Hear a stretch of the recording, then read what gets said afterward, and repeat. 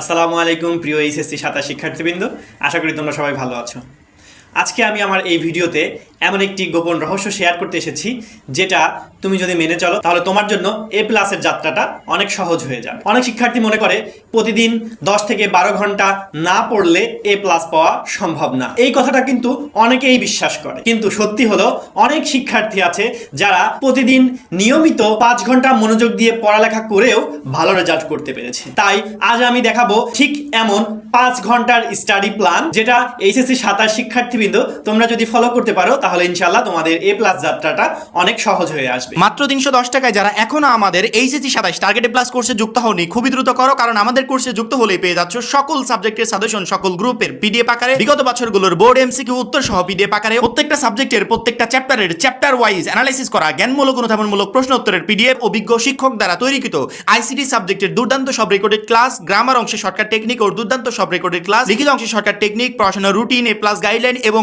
HSC 27 পরীক্ষা পর্যন্ত full support থাকছে আমাদের এই 310 টাকার কোর্সে। আমাদের কোর্সে যুক্ত হতে 310 টাকা কোর্স ফি পাঠিয়ে ভিডিওতে দেওয়া নম্বরে হোয়াটসঅ্যাপে যোগাযোগ করো, সাথে তোমাকে ফেসবুক প্রাইভেট গ্রুপে যুক্ত করে নিব। তখন থেকে শুরু হবে তোমার এ প্লাস প্রস্তুতি। দেখো, অনেকেই প্রশ্ন করে কেন 5 ঘন্টায় যথেষ্ট? 5 ঘন্টা মানে কিন্তু কম সময় নয়, 5 ঘন্টা মানে কিন্তু 300 মিনিট। যদি এই 300 মিনিট তুমি মোবাইল ফোন ছাড়া মনোযোগ সহকারে পড়ালেখা করতে পারো তাহলে এই 300 মিনিটই তোমার জন্য যথেষ্ট হয়ে যাবে। এবং এলোমেলো 10 থেকে 12 ঘন্টা পড়ার থেকে নিয়মিতভাবে 5 ঘন্টা পড়াও কিন্তু অনেক কার্যকর। তবে একটা জিনিস মাথায় রাখতে হবে, এখানে কিন্তু লক্ষ্য হবে একটাই, কোয়ালিটি স্টাডি, কোয়ান্টিটি স্টাডি নয়। দেখো, অনেক শিক্ষার্থী মনে করে আমাকে কোয়ান্টিটি অনুযায়ী পড়তে হবে। কোয়ান্টিটি বলতে কি বোঝাচ্ছি?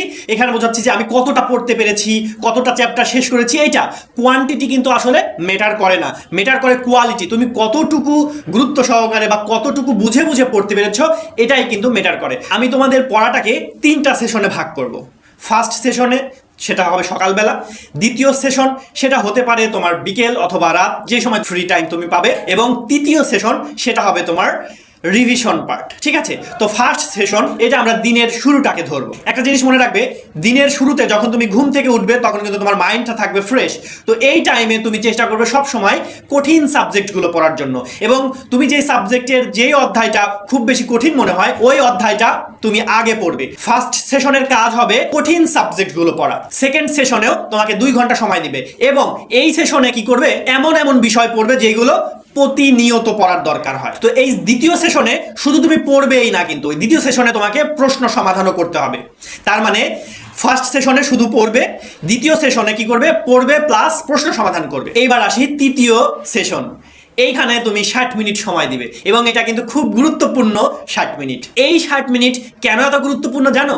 কারণ এই 60 মিনিটের মধ্যে তুমি আগের দিনের পড়া রিভিশন করবে, কমপক্ষে 50 থেকে 60টি এমসিকিউ সমাধান করবে, এবং কমপক্ষে 10টি সৃজনশীল পড়ার চেষ্টা করবে। আর এই অভ্যাসটাই পরীক্ষার হলে সব থেকে বেশি কার্যকর হবে। আরেকটি কথা মাথায় রাখবে, যখন তুমি এই 5 ঘন্টা তখন তুমি পড়ালেখার পেছনে সময় দিচ্ছ, এই 5 ঘন্টার মধ্যে প্রতিজ্ঞা করে বসবে আমি এই 5 ঘন্টার মধ্যে মোবাইল ফোন ধরবো না, এবং 5 ঘন্টা একটানা পড়বো না, এবং প্রতিদিন আমাকে রিভিশন করতে হবে, একদিনও আমি রিভিশন বাদ দিব না। তো তুমি যদি এইভাবে তোমার স্টাডি প্ল্যান সেট করতে পারো, ইনশাল্লাহ তোমার এ প্লাসের যাত্রাটা হবে অনেক সহজ। তো আজ থেকে এই 5 ঘন্টা পড়ার পরিকল্পনা শুরু করে দাও। ইনশাল্লাহ 1 বছর পর তুমি তোমার ফলাফল দেখে নিজেই বলবে ধারাবাহিকতাই হচ্ছে পড়ালেখার মূল শক্তি। আর এইচএসসি 27 এমন বাস্তব স্টাডি গাইড পেতে অবশ্যই আমাদের চ্যানেলটিকে সাবস্ক্রাইব করে রাখবে। তো প্রিয় শিক্ষার্থীবৃন্দ, আজকের ভিডিও পর্যন্তই। ভালো থাকবে, সুস্থ থাকবে, আমাদের জন্য দোয়া করবে। আল্লাহ হাফেজ, আসসালামু আলাইকুম।